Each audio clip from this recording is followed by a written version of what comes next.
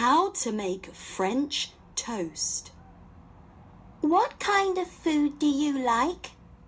Do you like sweet, salty, sour or spicy food? I like sweet food best.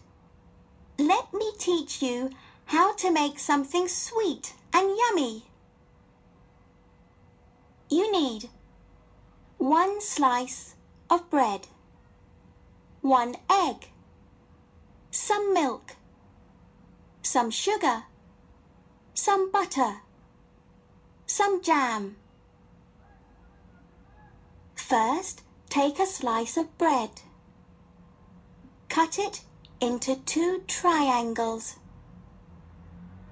Then put the egg, sugar, and milk into a bowl and mix them together. Put the bread into the egg mixture.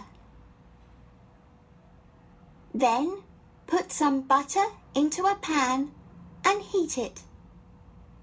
Ask a grown-up, for example, your mum or dad, to help you. Fry the bread in the pan.